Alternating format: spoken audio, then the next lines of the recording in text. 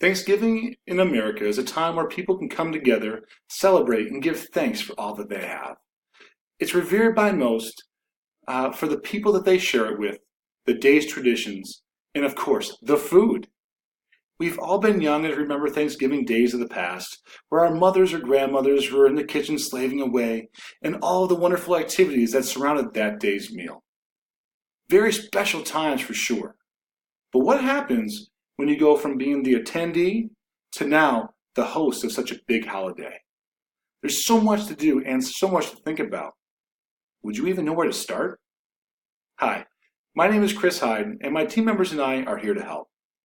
We're here to lower your anxiety levels a bit by giving you some pointers on how to create a guest list, how to create a warm and inviting atmosphere, how to create the menu, how to prepare Thanksgiving Day dinner, and how to plan and prepare that evening's desserts. Now again, first thing is, who do you want to be there though? How do you create that guest list? Well, there's a number of factors to consider. First is, how much space do you have? Again, do you want to pack in your guests like sardines with barely any elbow room to move around and enjoy that dinner? Or do you want to underutilize your space and have plenty of room to socialize? Well, what's considered optimal? Linda Paradiso of Entertaining Best You Can Get suggests that 12 square feet per guest is optimal for this type of setting. Well, what does that mean? Well, for the average dining room, that means between 10 to 16 people comfortably. That doesn't include if you have another table in another room. But again, something to think about. Next is, how much can you afford? Ashley Redmond of the Huffington Post says that Thanksgiving Day dinner on average costs $5 per person. So if you have 16 people, that's $80 just for dinner though. That doesn't include dessert or any other preparations that you have planned for that day. Next is, what if you have more than 16 people? Do you have room in that oven for 2 turkeys or enough space on that stovetop for all the accompanying dishes? Again, that's a lot of people to consider and make sure you have the capacity for it. Next, what type of people do you want there? Do you want just family or just friends or a mixture of both? You see, I come from a family back east that was very traditional. It was always family and only family. Now I've moved across the country with my little family and my friends have become my family. Now I choose to have a little bit of both, but that helps shape my guest list.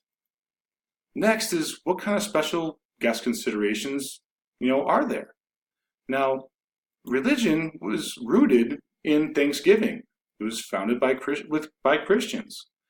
And a lot of people choose to pray and have it surround their religion. Now, do you want to invite guests of a different religion and have them around yours and they have to accommodate your religion?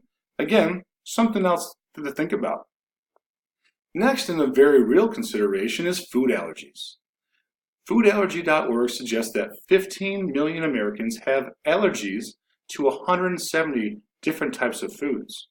So as the host, are you willing to accommodate their allergies and adjust your menu? Or do you want to just invite guests that can enjoy the menu as you have planned it? Again, something else to think about when you're planning this list. Lastly, we all have that friend or family member that likes to get loud or introduce drama in and around new or familiar people.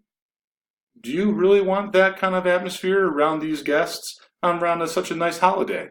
Again, personally, I would choose not and plan accordingly to make sure all of my guests can get along and enjoy the day.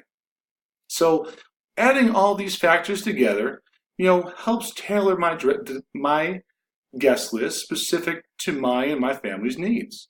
But knowing who you want to attend this big day is just the first step. Ensuring your guests feel welcomed and comfortable is certainly another. And for that, I turn it over to my team member, Bree. Bree, take it away.